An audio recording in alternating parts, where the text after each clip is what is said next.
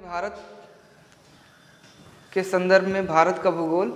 और भारत के भूगोल में सबसे पहले हम पहला अध्याय पढ़ेंगे, भारत की स्थिति एवं भारत के महत्व।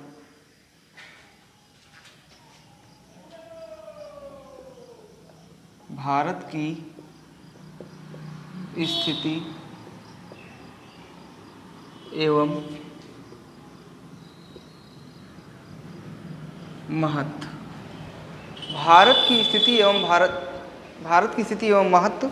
तो भारत की स्थिति के लिए हम सबसे पहले चर्चा करेंगे कि भारत की स्थिति आखिर में है कहाँ। तो भारत की स्थिति दो जगह देखने को मिलती है, एक तो विश्व के मानचित्र में या ग्लोब पे, और दूसरा एशिया महाद्वीप में।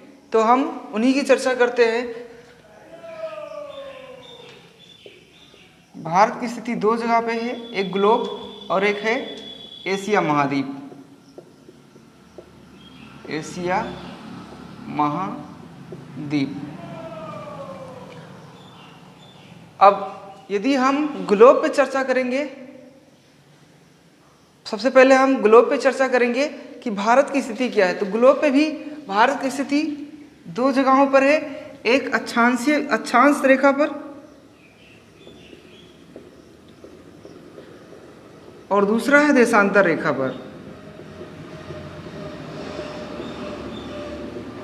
भारत की स्थिति जो है ग्लोब पर अक्षांश रेखा पर है और देशांतर रेखा पर है।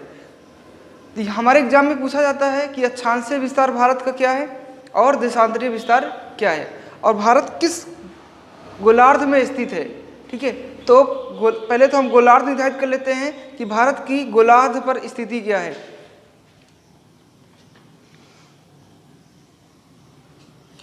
तो यहां पे देखिएगा जीरो अक्षांश रेखा, जीरो अक्षांश रेखा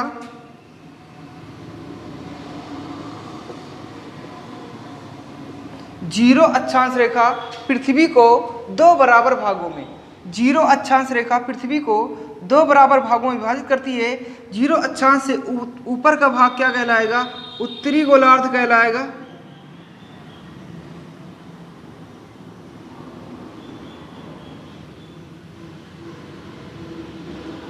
ऊपर का भाग उत्तरी गोलार्ध और नीचे का भाग दक्षिणी गोलार्ध कहलाता है।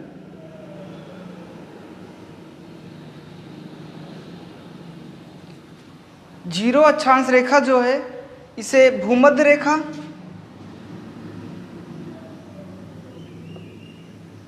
भूमध्य रेखा, विषुवत रेखा,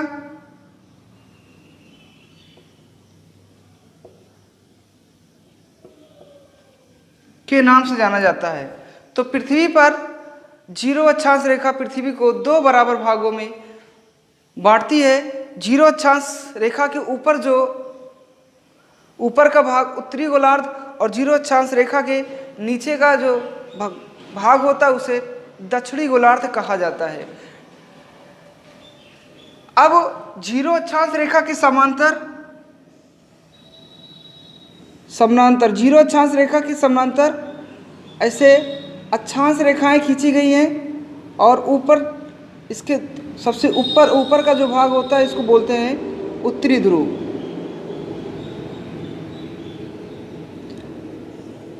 ऐसे दक्षिण में भी समांतर खींची गई रेखाएं हैं, भूमध्य के समांतर रेखाएं खींची गई है। और सबसे अंतिम में जो यहाँ पे एक बिंदु मिलेगा उसको कहेंगे दक्षिणी ध्रुव।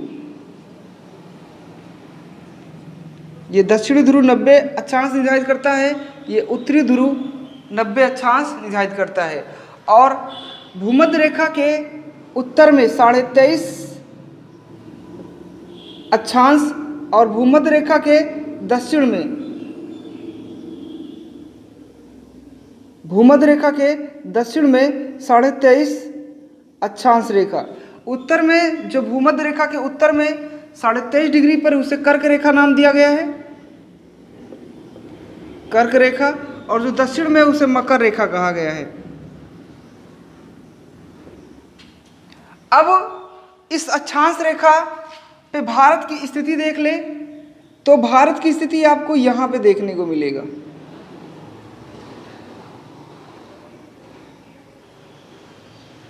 ठीक है। ये जो कर्क रेखा होता है भारत के एकदम मध्य से गुजरती है।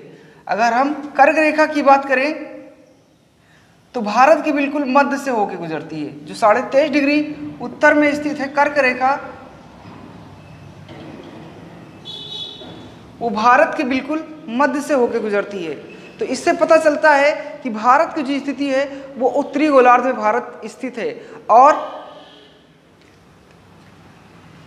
सबसे पहले तो हमारे एग्जाम में पूछता है कि भारत का ग्लोब पर स्थिति क्या है, तो भारत का ग्लोब पर स्थिति है वो है उत्तरी गोलार्ध में। पता कैसे चलता है, तो पता ऐसे चलता है कि उत्तरी गोलार्ध में 23.5 डिग्री पर कर्क रेखा स्थित है।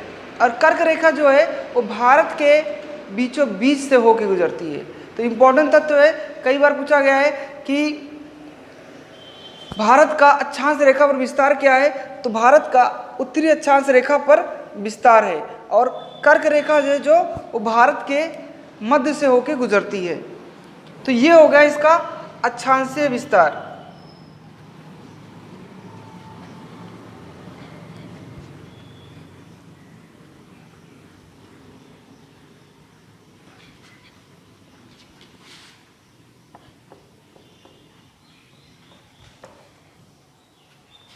इसके अलावा अक्षांशीय रेखा पर भारत का विस्तार जो है उसकी भी चर्चा करते हैं। कितने अक्षांश रेखाओं के मध्य भारत का विस्तार है, तो भारत का अक्षांशीय विस्तार जो है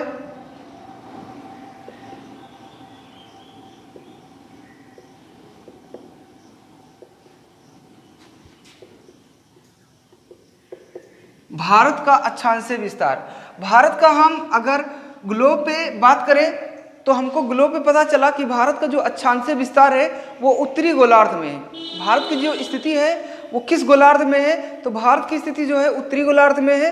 और इसका अक्षांशीय विस्तार कितना है तो वो हम चर्चा करते हैं। अगर हम भारत की चर्चा करें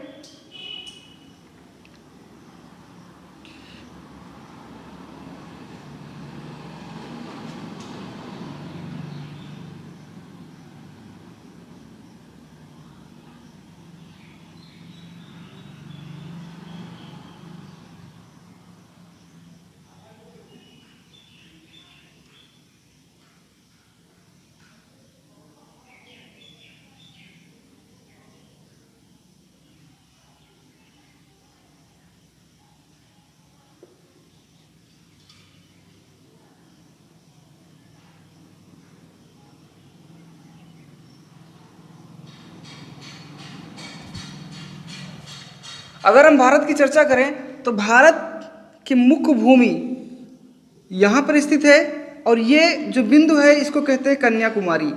इसको नाम दिया गया है कन्याकुमारी। ठीक है, ये भारत की मुख्य भूमि का दक्षिणतम बिंदु है। और ये कितने अक्षांश पर है, तो ये है 8.4 भारत के मुख्य भूमि का जो दक्षिणतम बिंदु है वो है कन्याकुमारी। और ये कितने अक्षांश पर स्थित है, तो 8.4। और भारत का सबसे उत्तरी बिंदु को किस नाम से जाना जाता है, तो भारत के सबसे उत्तरी बिंदु को इंदिरा काल के नाम से जाना जाता है। इंदिरा काल के नाम से जाना जाता है। और ये कितने अक्षांश पर स्थित है, तो 37 डिग्री 6 मिनट। 37 degree 6 minute. तो सबसे उत्तरी जो हम ऐसे कह सकते हैं सबसे उत्तरी बिंदु भारत का, सबसे उत्तरी बिंदु भारत का कितने अक्षांश पर है, सबसे उत्तरी बिंदु तो हो जाएगा 37 डिग्री 6 मिनट। और सबसे भारत की मुख्य भूमि का दक्षिणतम बिंदु कितना है, तो 8 डिग्री 4 मिनट। ये भारत की अक्षांश रेखा के मध्य विस्तार है। कर्क रेखा भारत के 8 राज्यों से होकर गुजरती है, उसकी चर्चा भी हम करेंगे। तो भारत का जो सबसे उत्तरी बिंदु है उसको इंदिरा काल, और सबसे दक्षिणी बिंदु जो है उसे कन्याकुमारी के नाम से जाना जाता है। यानी भारत का जो विस्तार है वो यहाँ अक्षांश रेखाओं की यानी 8 डिग्री 4 मिनट से लेके 37 डिग्री 6 मिनट के मध्य, 8 डिग्री 4 मिनट से लेके 37 डिग्री 6 मिनट के मध्य भारत की स्थिति अक्षांश रेखा पर देखने को मिलती है। हमारे एग्जाम में यहाँ भी प्रश्न पूछे जाते हैं कि कितने अक्षांश रेखाओं के मध्य भारत की स्थिति स्थित है, तो लगभग 30 अक्षांश रेखा, लगभग कितना 30 अक्षांश रेखाओं के मध्य भारत की स्थिति है। और किन अक्षांशों से किस अक्षांशों के मध्य भारत की स्थिति है, तो 8 डिग्री 4 मिनट से लेके 37 डिग्री 6 मिनट के मध्य भारत की स्थिति है।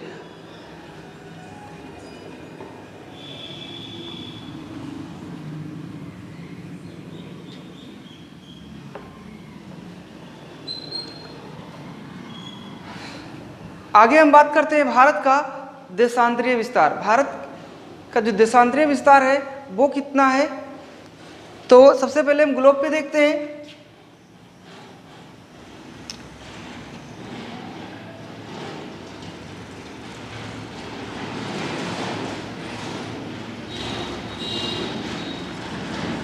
जीरो देशांतर रेखा जो ग्लोब पर एक उत्तर से दक्षिण में, ग्लोब में उत्तरी ध्रुव से दक्षिणी ध्रुव तक खींची जाने वाली रेखाएं होती हैं, उन्हें देशांतर रेखा कहा जाता है।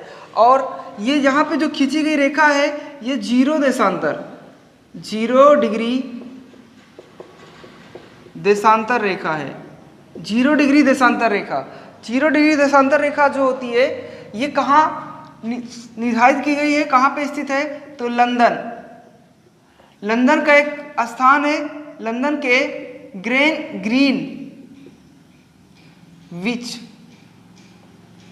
ग्रीनविच नामक स्थान से ये 0 देशांतर रेखा निर्धारित करती है। और इसी ग्रीनविच स्थान से ही को ही मानक समय माना गया। प्रत्येक देश का जो समय निर्धारित किया जाता है वो इसी ग्रीनविच स्थान से निर्धारित किया जाता है। भारत का भी समय निर्धारण इसी स्थान से किया गया है। भारत का जो समय निर्धारण होता है, अगर ग्रीनविच वेधशाला से हमेशा वो 5.5 घंटे आगे रहता है। हम जब मानक समय रेखा की बात करेंगे भारत में 82.5 डिग्री की, तो वहाँ पे इसकी चर्चा करेंगे। अभी हम देखते हैं कि भारत की स्थिति क्या है। तो ध्यान रखिएगा, भारत के पूरे ग्लोब पर 360 देशांतर रेखाएं स्थित हैं। पूरे ग्लोब पर 360 देशांतर रेखाएं स्थित है। और भारत की स्थिति इस संदर्भ में क्या है, तो भारत की स्थिति इस संदर्भ में जो है वो पूर्वी देशांतर, यहाँ पे स्थिति है इसकी भारत की। तो किस देशांतर रेखा पे, कौन से, पूर्वी।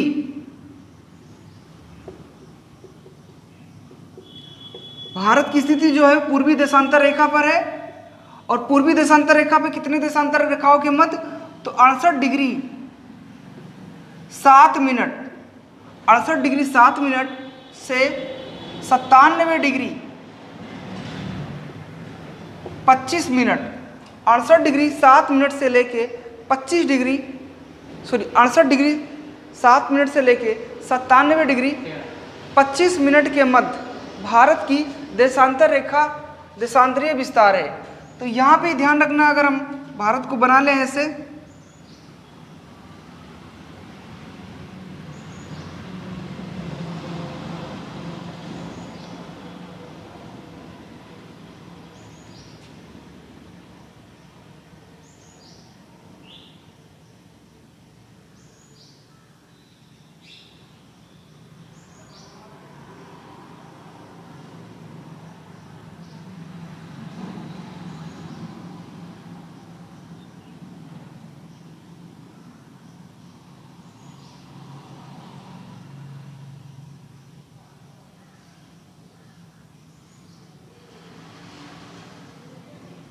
भारत को अगर हम इस तरह बनाएं, तो अगर हम बात करें कि भारत का जो विस्तार है देशांतर रेखा पर, तो एक देशांतर रेखा एकदम पश्चिमी बिंदु से होकर गुजरती है। और एक देशांतर रेखा जो है वो भारत के सबसे अंतिम में जो पूर्वी बिंदु पर देशांतर रेखा है। अगर हम बात करें सबसे पश्चिम में जो देशांतर रेखा है वो भारत को यहाँ पे स्पर्श करती है, और ये है 68 डिग्री 7 मिनट। और जब से सबसे पूर्वी बिंदु भारत पे जो निर्धारित किया गया इसी देशांतर रेखा के द्वारा, वो सबसे पूर्वी बिंदु जो निर्धारित किया गया यहाँ पे वो है 97 डिग्री 25 मिनट। 97 degree 25 minute. तो जो देशांतरीय विस्तार है भारत का, तो पूर्वी देशांतर रेखा पर भारत स्थित है। किस रेखा पर? पूर्वी देशांतर रेखा, यानी भारत की स्थिति जो है वो पूर्वी देशांतर रेखा के मध्य में स्थित है। और कितना? 68 डिग्री 7 मिनट से 68 डिग्री 7 मिनट से लेके 97 डिग्री 25 मिनट के मध्य भारत का देशांतरीय विस्तार है। तो इस तरह से पता चला कि भारत की स्थिति अक्षांश रेखा पर उत्तरी गोलार्ध में और देशांतर रेखा पर पूर्वी देशांतर रेखा पर स्थित है। तो इस तरह हम कह सकते हैं भारत का जो विस्तार है वो उत्तरी अक्षांश और पूर्वी देशांतर रेखा पर भारत का स्थिति है। तो इस तरह से अब यहाँ पे हम सबसे पश्चिमी बिंदु की बात करें तो यहाँ पे सबसे पश्चिमी बिंदु जो स्थित है 68 डिग्री 7 मिनट पे, उसको हम नाम देते हैं गौर माता, या इसी को कहते हैं गौर मोती भी के नाम से जाना जाता है। गौर माता या गौर मोती। और सबसे पूर्वी बिंदु जो यहाँ पे निर्धारित किया गया है 97 डिग्री 25 मिनट पे, उसे नाम दिया जाता है कीबीतू। उसे नाम दिया गया कीबीतू। तो हमारे एग्जाम में पूछा जाता है भारत का सबसे उत्तरी बिंदु कौन सा है, तो वो कौन सा है? तो भारत का सबसे उत्तरी बिंदु जो है वो है इंदिराकाल। और भारत का दक्षिणी बिंदु, मुख्य भूमि का दक्षिणी बिंदु तो कन्याकुमारी। भारत का पश्चिमी बिंदु गौर माता और भारत का पूर्वी बिंदु कौन सा है, तो वो है कीबीतू।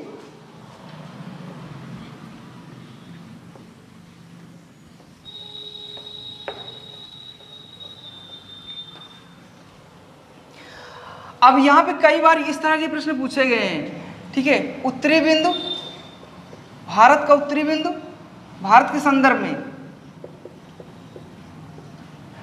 उत्तरी बिंदु, दक्षिणी बिंदु,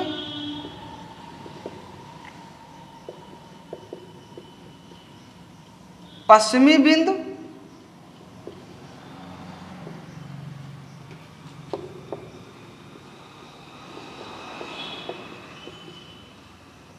पश्चिमी बिंदु और पूर्वी बिंदु। तो भारत का उत्तरी बिंदु जो है उसे किस नाम से जाना जाता है? इंदिरा काल के नाम से जाना जाता है। इंदिरा काल के नाम से जाना जाता है, ठीक है। विस्तार कितने अक्षांश पर निर्धारित किया गया है ये? तो 37 डिग्री 6 मिनट। दक्षिणतम बिंदु, मुख्य भूमिका, ध्यान रखिएगा कौन सी भूमिका? मुख्य भूमिका। मुख्य भूमिका दक्षिणी बिंदु जो है उसे किस नाम से? उसे कन्याकुमारी के नाम से, कन्याकुमारी के नाम से। और ये जो पश्चिमी बिंदु है उसे गौर माता, गौर माता। और जो पूर्वी बिंदु है इसे कीबीथू के नाम से जाना जाता है, कीबीथू। ये आपका है 8 अक्षांश 4 मिनट। और गौर माता जो है वो है 68 डिग्री 7 मिनट देशांतर रेखा पर। कीबीथू जो है वो 97 डिग्री 25 मिनट देशांतर रेखा पर स्थिति है। अगर इनकी हम बात करें, उत्तरी बिंदु कहाँ पर है? लद्दाख राज्य। अगर राज्य की बात करें तो ये लद्दाख राज्य में स्थित है, पहले जम्मू कश्मीर में हुआ करता था। ये कन्याकुमारी जो है केरल, गौर माता गुजरात और कीबीथू जो है अरुणाचल प्रदेश।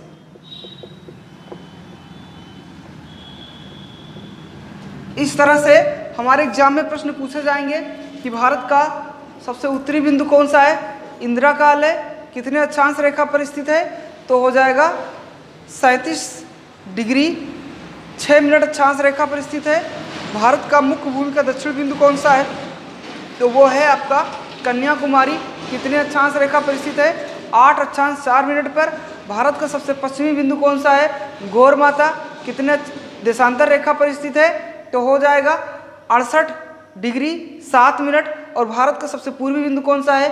किबिथु कितने अक्षांश कितने देशांतर रेखा पर स्थित है? तो हो जाएगा आपका 97 डिग्री 25 मिनट। और अगर एक लास्ट बात करते हैं, भारत का दक्षिणतम बिंदु पूछेगा, दक्षिणतम बिंदु, भारत का दक्षिणतम बिंदु जो है वो है इंदिरा पॉइंट।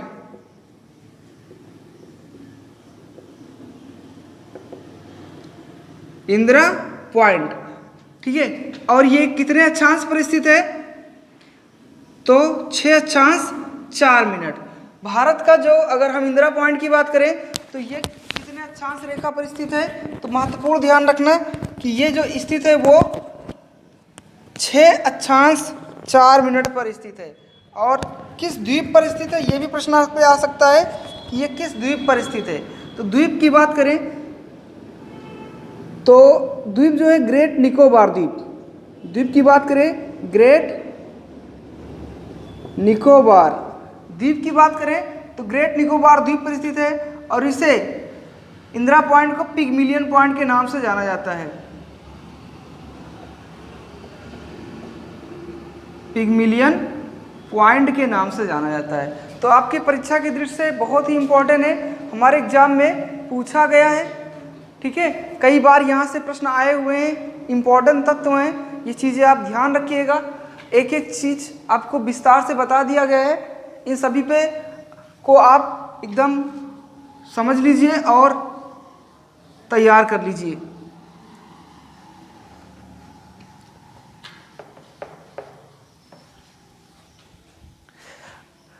अब हम अक्षांश रेखा पर और देशांतर रेखा पर भारत की स्थिति देख चुके हैं। अक्षांशीय विस्तार क्या है भारत का और देशांतरीय विस्तार। तो अक्षांशीय विस्तार और देशांतरीय विस्तार दोनों जो है वो लगभग में 30 अक्षांश रेखा भारत पर स्थित है और लगभग 30 देशांतर रेखा भी भारत पर स्थित है, ठीक है। तो यहाँ पे अब हम इसी अक्षांश रेखा पे जो एक प्रश्न बनता है कर्क रेखा से संबंधित, तो कर्क रेखा की बात करते हैं, वो भी अक्षांश रेखा से संबंधित है हमारे एग्जाम में। इसके अलावा भारत की मानक समय रेखा की भी बात होती है, वो भी भारत में समय निर्धारण वहाँ से होता है। तो ये सारे महत्वपूर्ण तत्व है हमारे एग्जाम के लिए। देखते हैं, हम बात करते हैं कर्क रेखा। कर्क रेखा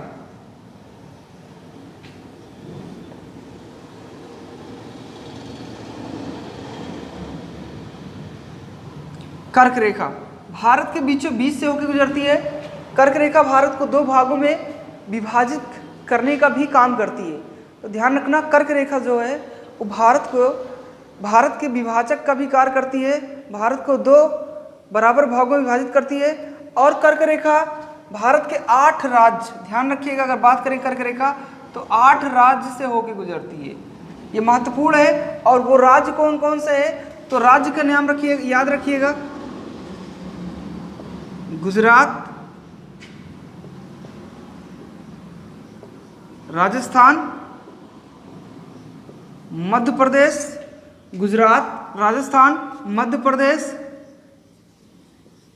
छत्तीसगढ़, झारखंड,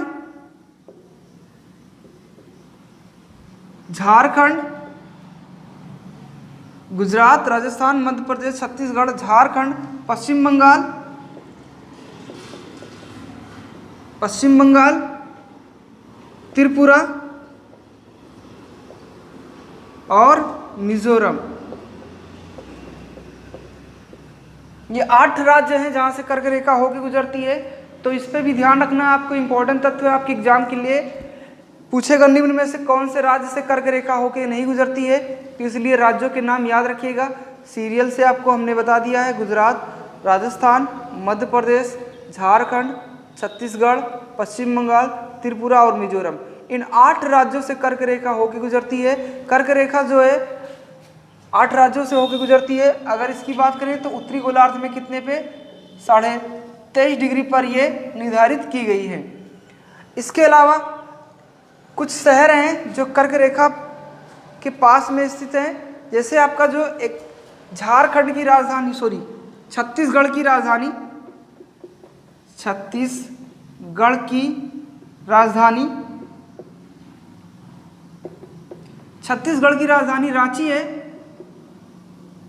ये कर्क रेखा पर स्थित है, तो ध्यान रखिएगा छत्तीसगढ़ की राजधानी जो स्थित है वो कर्क रेखा पर स्थित है। तो प्रश्न आ सकता है आपके एग्जाम में कि कौन सा शहर है जो कर्क रेखा पर स्थित है।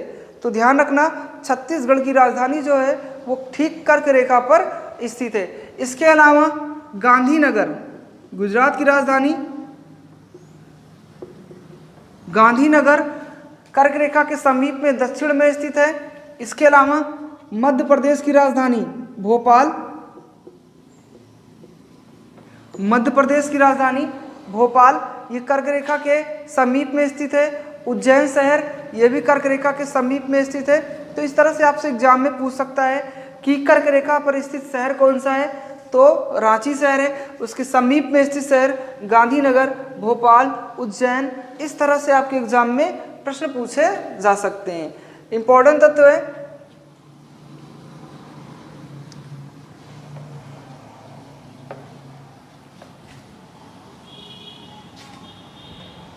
अब बात करते हैं मानक समय रेखा। मानक समय रेखा, मानक समय रेखा जो भारत में माना गया है वो 82.5 डिग्री देशांतर रेखा को मानक समय माना गया। ध्यान रखिएगा कितना, 82.5 डिग्री देशांतर रेखा को भारत में मानक समय रेखा माना गया है। ये भारत में एक स्थान है नैनी, भारत में एक स्थान है नैनी, ये उत्तर प्रदेश के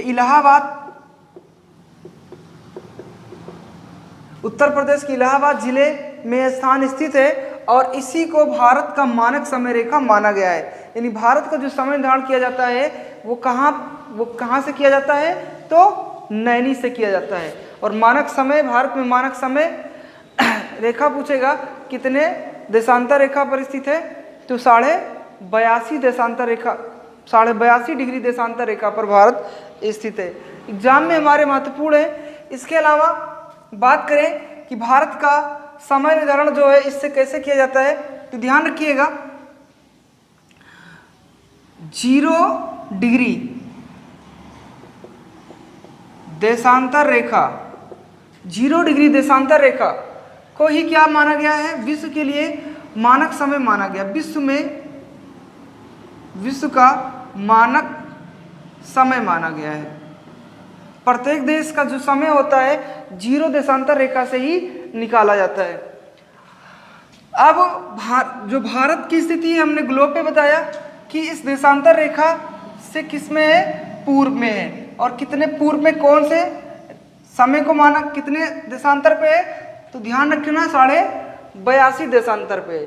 तो प्रत्येक देशांतर कि पूर्व की ओर चलने पर, प्रत्येक 0 देशांतर से प्रत्येक देशांतर पूर्व की ओर चलने पर समय में 4 मिनट, ध्यान रखिएगा कितने मिनट, 4 मिनट की वृद्धि होती है। पूर्व की ओर चलने पर समय में 4 मिनट की वृद्धि होती है। तो इस प्रकार 82 देशांतर रेखा, 82.5 देशांतर रेखा और भारत की स्थिति है, तो समय में इसके गुणज किया जाएगा तो उतनी वृद्धि हो जाएगी। तो जैसे इसको हम कर दें, गुणा कर दें, तो 2 4 1 5 और 3 16/2 लिख सकते हैं। 82.5 को हम 82.5 को 165/2 लिख सकते हैं। और इसमें हम 4 का गुणा करेंगे तो कैलकुलेशन करने पर 5 दूनी 10, 6 दूनी 12, 1 13 और 2 1 9 2 1 3। इसका गुणा करने पर जो मिनट मिलेगा हमको वो कुल कितने मिनट मिलेंगे, 330 मिनट। अगर इसको हम घंटे में चेंज करेंगे तो 60 से हमको भाग करना होगा और 0 से 0, 6 पंचे 30, 5 घंटा और 30 बच रहा है तो 6 पंचे 30, लगभग 5.5 घंटे समय जो हमको मिल रहा है। वो कितना समय आगे मिलेगा, वो 5.5 घंटे आगे मिलेगा हमें समय जो मिलेगा। तो इस प्रकार ये पता चला कि ग्रीनविच रेखा से भारत का समय हमेशा कितना आगे चलेगा, तो 5.5 घंटे आगे चलेगा। इसका मतलब है यानी लंदन के जो लंदन शहर जो है वो जो उस पे लंदन शहर में जो स्थान है ग्रीनविच वेधशाला, यदि वहाँ पर दोपहर के 12 बज रहे हों, कितने बज रहे हों, दोपहर में 12 बज रहे होंगे, तो भारत में क्या समय होगा उस समय? तो भारत में जो मानक समय रेखा माना गया है ग्रीनविच नैनी को, वहाँ कितना समय हो रहा होगा? तो 5.5 घंटे आगे समय बताएगा, यानी शाम के 5:30 बज रहे होंगे या 5:30 हो रहे होंगे। इंपॉर्टेंट तत्व है, हमारे एग्जाम से संबंधित है, कई बार पूछा गया है। इसके अलावा हम भारत के राज्यों की बात करेंगे कि भारत के किन राज्यों से ये रेखा हो कि मतलब मानक समय रेखा होकर गुजरती है। तो भारत के 5 राज्य हैं। कितने राज्य हैं? 5 राज्य हैं भारत के। कौन कौन से हैं वो? सबसे पहले भारत में जो है उत्तर प्रदेश, मध्य प्रदेश, छत्तीसगढ़, उत्तर प्रदेश, मध्य प्रदेश, छत्तीसगढ़, ओडिशा और आंध्र प्रदेश।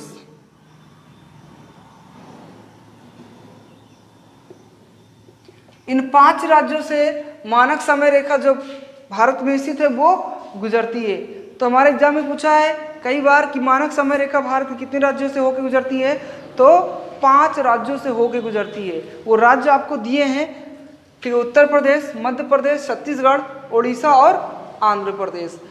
अब इम्पोर्टेंट तथ्य ये सारे हो गए, आपके कर्क रेखा से हो गए, मकर रेखा से हो गए, भारत की अक्षांश रेखा पर विस्तार आपने देखा, देशांतर रेखा पर भारत की स्थिति आपने देखा। तो हमारे एग्जाम में यहाँ से सारे प्रश्न पूछे जाते हैं। भारत का उत्तरी बिंदु, भारत का दक्षिणी बिंदु, भारत का पूर्वी बिंदु, भारत का पश्चिमी बिंदु, इसी पे। और यहाँ पे ध्यान रखिएगा एक महत्वपूर्ण तथ्य जो आपको बता दें, भारत का जो सबसे उत्तरी बिंदु है और भारत का जो मुख्य भूमि का दक्षिणतम बिंदु है, यहाँ से इसकी दूरी कितनी है यही पूछा जाता है। भारत का उससे उत्तर से दक्षिण में कितनी दूरी है? तो ध्यान रखिएगा 3214 किलोमीटर। भारत का उत्तरी बिंदु यानी इंदिरा काल से कन्याकुमारी तक जो दूरी है, औसतन दूरी वो कितनी है? 3214 किलोमीटर। और ऐसे अगर हम बात करें भारत का पश्चिमी बिंदु यानी और ये पूर्वी बिंदु यानी गौर माता और किबिथु से इसकी जो औसतन दूरी है वो कितनी है? तो जो दूरी है वो कितनी है? 3233 किलोमीटर। तो ध्यान रखना भारत का उत्तर से दक्षिण में विस्तार कितना है? 3214 किलोमीटर। और पूर्व से पश्चिम में विस्तार कितना है? तो 3233 किलोमीटर। तो आज के लिए बस इतना ही। इसके आगे आपको कल वीडियो प्रोवाइड कराई जाएगी, इसके आगे की क्लास जारी रहेगी। प्रत्येक वीडियो आपको सीरियल से मिलेंगे, कहीं आपको ढूंढना नहीं पड़ेगा।